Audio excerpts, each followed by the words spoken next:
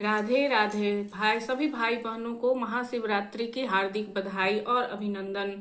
जैसा कि हम सभी लोग जानते हैं कि साल 2026 में महाशिवरात्रि का पर्व 15 फरवरी दिन रविवार को मनाई जाएगी। महाशिवरात्रि भोले बाबा का एक अत्यंत पवित्र पर्व माना जाता है। हिंदू धर्म के अनुसार महाशिवरात्रि हिंदू धर्म का एक अत्यंत पवित्र और महत्वपूर्ण पर्व है जो भगवान शिव को, भोले बाबा को समर्पित है। यह फाल्गुन मास के कृष्ण पक्ष की चतुर्दशी तिथि को मनाया जाता है। माना जाता है इस दिन भगवान शिव और माता पार्वती का विवाह हुआ था। कुछ मान्यताओं के अनुसार इसी रात भगवान शिव ने तांडव नृत्य किया था। यह दिन आत्मचिंतन, तपस्या और भक्ति का भी प्रतीक माना जाता है। आइए जानते हैं पूजा विधि। महाशिवरात्रि के दिन किस प्रकार से पूजा विधि और व्रत उपवास करना चाहिए। रात भर जागरण और कीर्तन करना चाहिए। शिवलिंग पर दूध, जल, गन्ने का रस, बेलपत्र, धतूरा और आक का फूल चढ़ाना चाहिए। ओम नमः शिवाय का जाप करना चाहिए। शांब सदाशिव, शांब सदाशिव, शांब सदाशिव, शांब सदाशिव, शांब सदाशिव का जितना हो सके उतना जाप करें। महाशिवरात्रि के दिन अज्ञान और अंधकार पर ज्ञान और विजय की प्राप्ति होती है। यह पर्व आत्मशुद्धि, संयम और सकारात्मकता की ऊर्जा का प्रतीक है। श्री राम जय राम जय जय राम, श्री राम जय राम जय जय राम। शांब सदाशिव, शांब सदाशिव, शांब सदाशिव।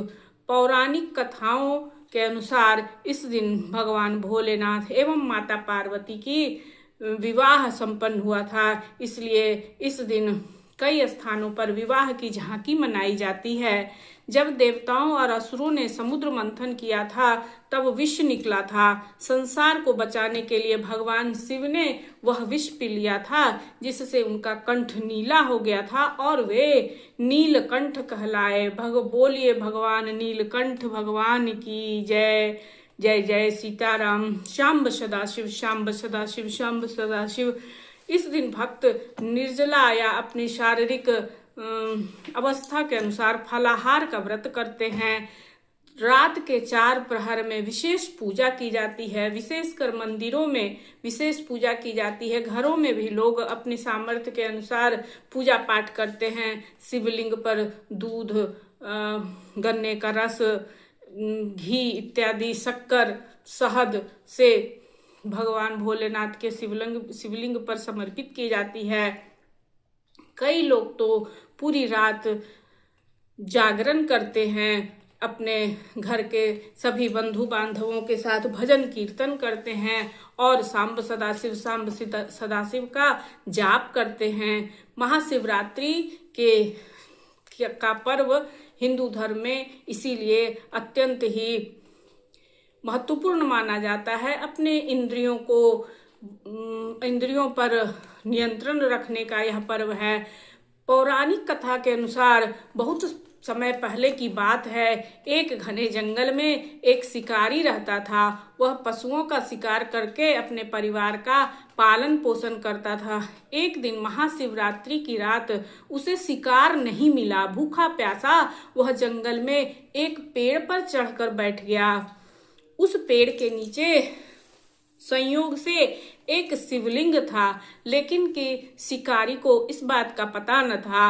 रात भर जागते रहने के कारण वह पेड़ की टहनियां तोड़कर नीचे, उसके पेड़ पर बैठने से पेड़ की टहनियों पर जो पत्ती लगी हुई थी वह झड़ झड़ कर शिवलिंग पर गिर रहा था, जो कि बिल्व पत्र का पेड़ था। इस प्रकार बिल्व पत्र से अनजाने में ही बाबा भोलेनाथ पर बिल्व पत्र चढ़ता रहा और संयोग से उसके हाथ में पानी से भरा एक पात्र भी था, जिससे कि धीरे धीरे पानी टप टप कर कर शिवलिंग पर गिर रहा था। इस प्रकार से उस शिकारी के द्वारा अनजाने में ही शिवलिंग पर बिल्वपत्र और जल का रात भर अभिषेक होते रहा। सुबह होते होते सुबह होते होते एक हिरनी अपने बच्चों के साथ वहां पर आई। शिकारी ने धनुष उठाया, लेकिन हिरनी ने विनती किया कि मुझे अपने बच्चों को सुरक्षित स्थान पर पहुंचाकर आने दो, मैं तुम्हारे पास अवश्य ही आऊंगी और तब तुम्हें मार लेना। शिकारी को उसके बात पर विश्वास हो गया और शिकारी ने उसे जाने को दे दिया। और कुछ देर बाद वह हिरनी वापस लौट के आई। यह देखकर उस शिकारी का हृदय करुणा से भर गया और उसने उसे जाने दिया। यह देखकर भगवान भोलेनाथ प्रकट हो गए। उन्हें उस शिकारी के करुणा पर बाबा भोलेनाथ त्रवित हो गए और भोलेनाथ प्रकट हो गए और उन्होंने उस शिकारी को दर्शन दिया और कहा, उन्होंने, आज तुमने अनजाने में मेरी सच्ची भक्ति की है, तुम्हारा हृदय दया से भर गया है, इसीलिए तुम्हें मोक्ष प्राप्त होगा। कहा जाता है कि उसी दिन से शिवरात्रि पर व्रत और जागरण का विशेष महत्व माना जाता है। बोलिए हर हर महादेव, हर हर महादेव।